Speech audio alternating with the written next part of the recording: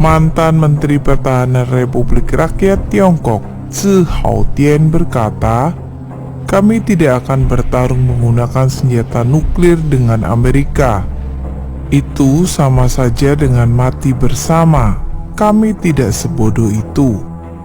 Tetapi menggunakan satu-satunya rahasia untuk menggunakan senjata non-destruktif yang dapat membunuh banyak orang, yaitu senjata biologis."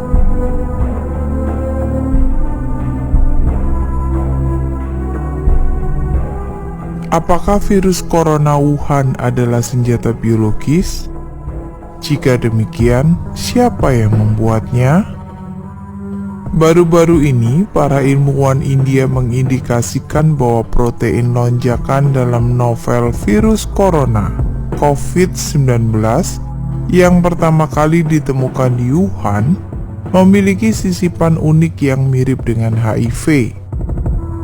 Ilmuwan peneliti asal India, Anand Ranganathan, mentweet, "Ya Tuhan, ilmuwan India baru saja menemukan insersi mirip virus HIV/AIDS pada virus nCoV 2019 yang tidak ditemukan dalam virus corona lain."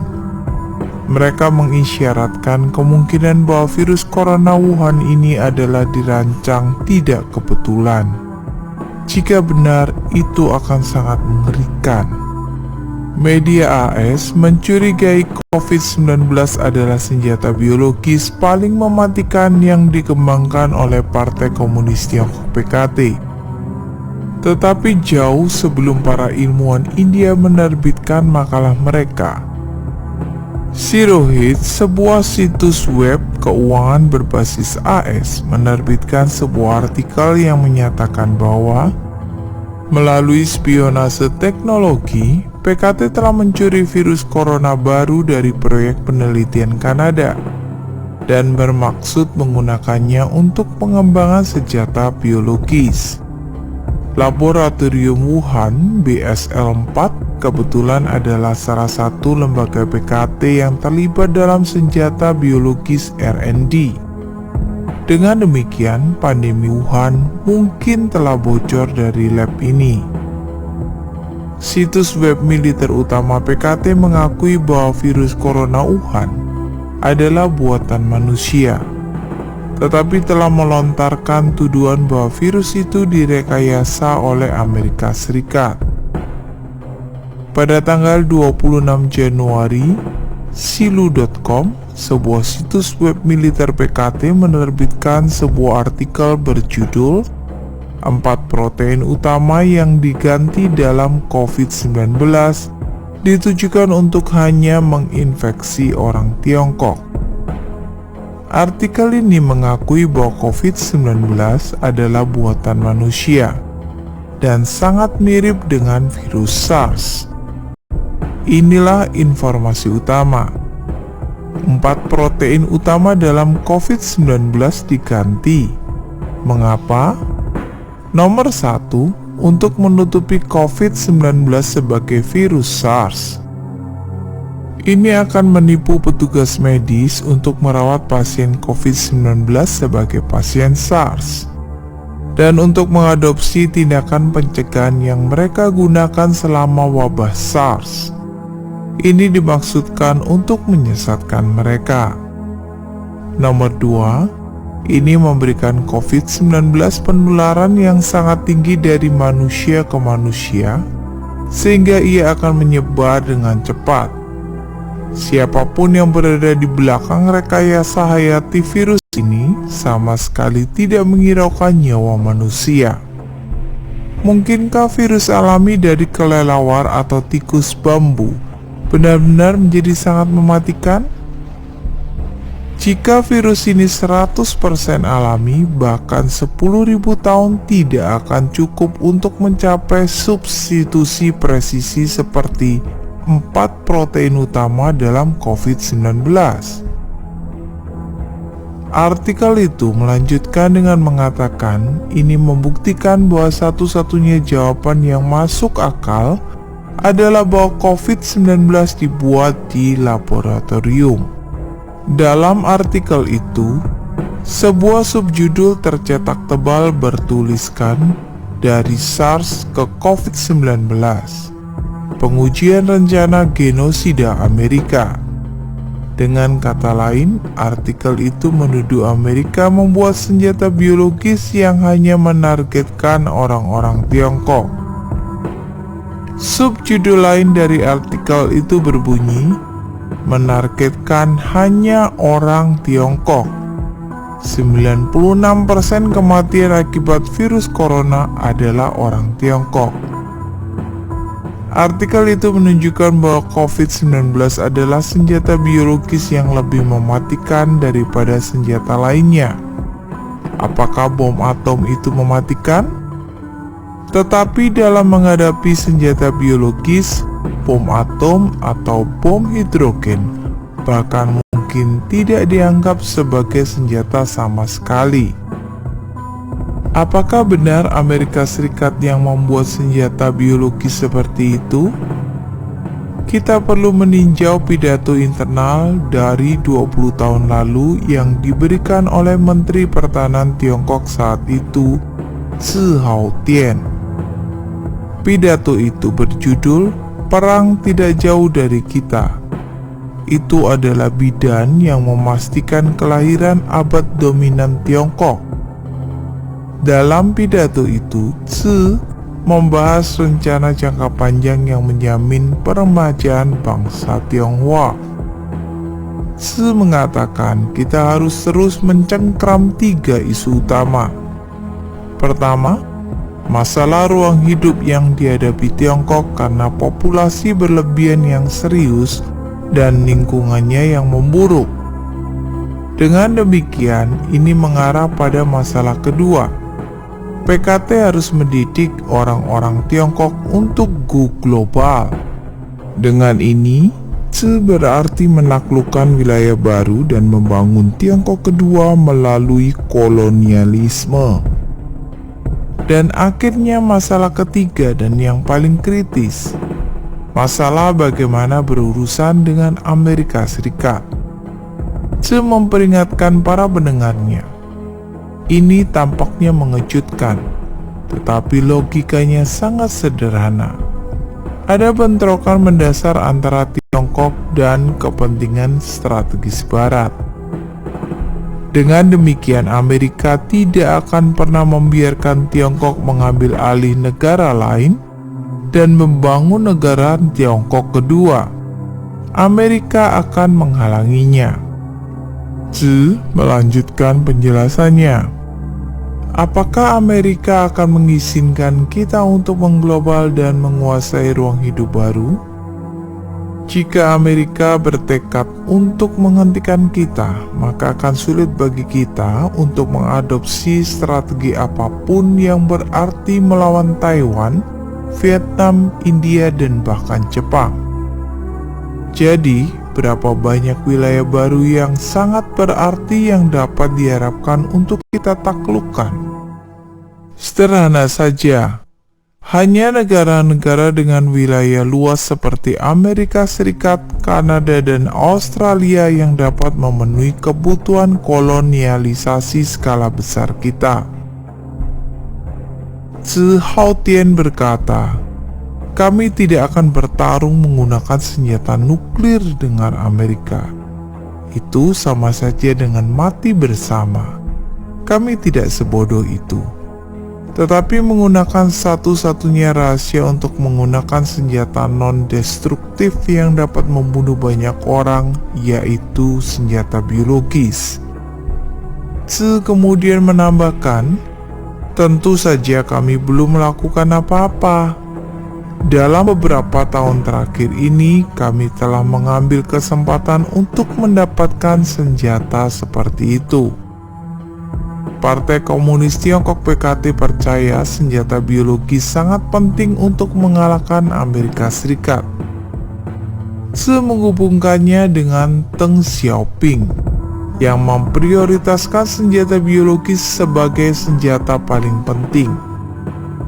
Zhi berkata, "Ketika Kamerat Deng Xiaoping masih hidup, dia membuat keputusan yang cerdik dan benar untuk tidak mengembangkan kelompok pertempuran kapal induk. Sebagai gantinya, kita akan fokus pada pengembangan senjata biologis yang memusnahkan populasi musuh kita. Meskipun sulit dipercaya, tetapi Tzu melihat dirinya sebagai seorang komunis kemanusiaan. Dia mengakui bahwa dia merasa bertentangan dengan hal ini. Kadang-kadang saya berpikir tentang betapa kejamnya bagi Tiongkok dan Amerika untuk menjadi musuh, kata Tzu. Bagaimanapun, Tzu mengakui bahwa Amerika membantu Tiongkok selama Perang Dunia II. Orang-orang Tiongkok ingat bagaimana Amerika membantu kami melawan imperialisme Jepang. Tetapi semua itu tidak lagi penting sekarang. Dalam jangka panjang, pertempuran antara Tiongkok dan Amerika adalah satu pertempuran yang hanya satu dari kami yang menjadi pemenang.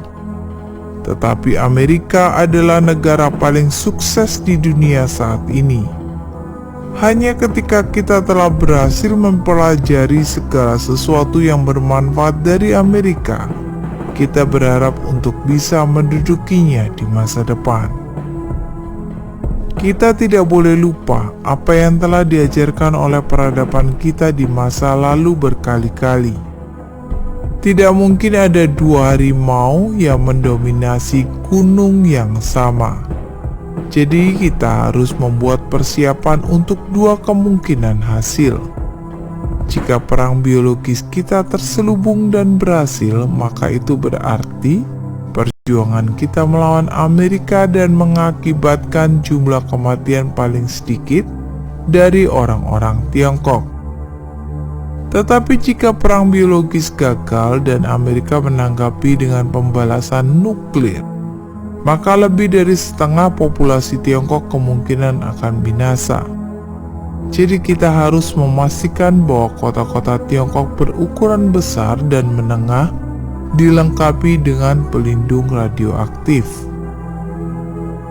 Namun untuk masa depan partai, negara, dan bangsa, kita harus maju dengan berani.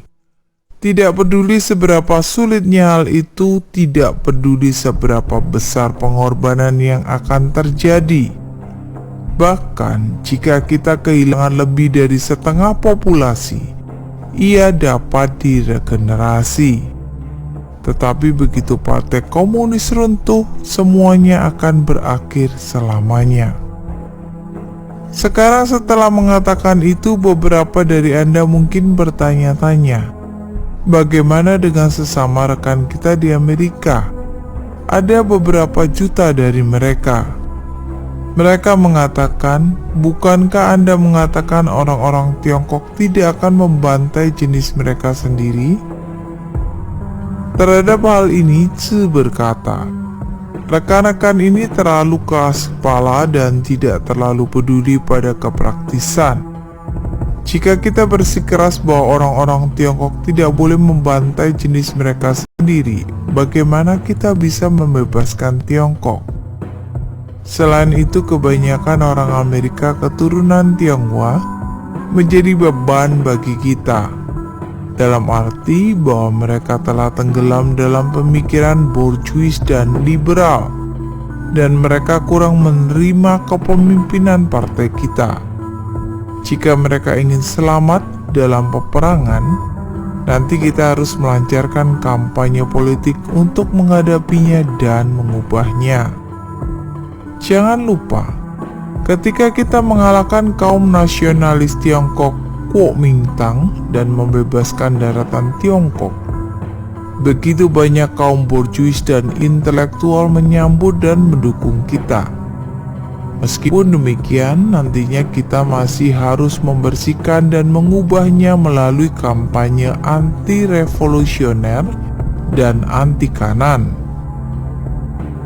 Beberapa sifat alami orang-orang ini tersembunyi sangat dalam. Kami harus mengungkapkan siapa mereka sebenarnya melalui revolusi budaya. Ideologi Barat telah mendominasi dunia. Pemuda-pemuda kita telah dipengaruhi oleh pemikiran Barat tentang penghormatan terhadap kemanusiaan dan hak asasi manusia. Jadi kita tidak tahu pasti apakah orang-orang kita mendukung kita. Jika mereka menentang kita membersihkan Amerika, maka kita pasti harus melakukan langkah-langkah untuk menghadapinya. Karena itu, semua orang mungkin mengerti mengapa kita baru-baru ini memutuskan untuk lebih mempromosikan ateisme. Jika ateisme Barat ingin datang ke Tiongkok untuk melemahkan kita, dan jika orang-orang Tiongkok ingin mendengarkan Tuhan dan mengikutinya, lantas siapa lagi yang dapat mendengarkan kita dan mengikuti kita? Jika orang-orang kita mempertanyakan kemampuan Hu Jintao dalam memerintah dan meminta untuk mendirikan entitas pengawas untuk mengawasi perilakunya, dan jika pengunjung gereja mempertanyakan mengapa kami telah mengambil alih tempat Allah di gereja-gereja mereka, lalu bagaimana mungkin partai kita terus memimpin Tiongkok? Sekarang kita berada pada saat yang kritis, sebanding dengan ketika pasukan revolusioner kita saat itu sedang mempersiapkan diri sebelum menyeberangi Sungai Yangtze. Tetapi selama kita fokus pada hal yang paling mendasar, yaitu mempersiapkan perjuangan militer, Komite Sentral percaya jika kita dapat menyelesaikan masalah Amerika, semua masalah dalam negeri kita juga akan dapat terselesaikan dengan mudah. Jadi, di permukaan, persiapan militer kita menargetkan disensor.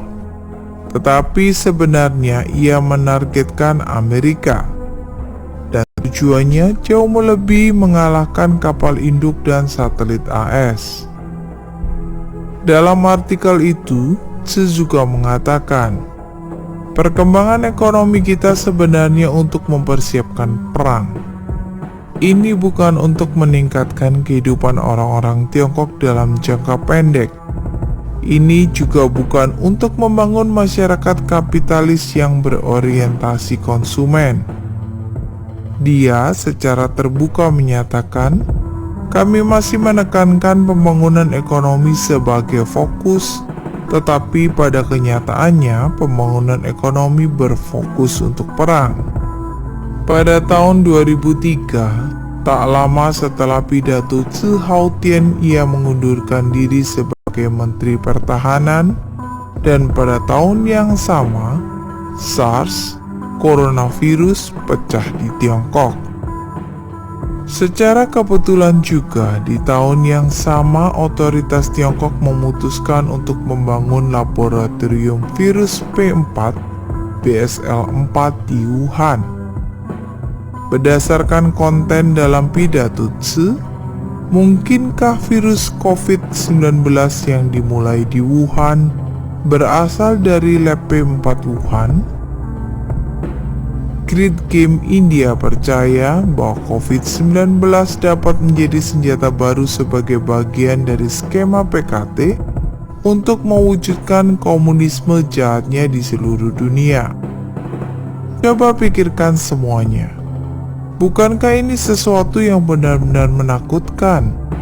Siapa di belakang senjata biologis ini? Mengapa mereka membuat senjata biologis ini?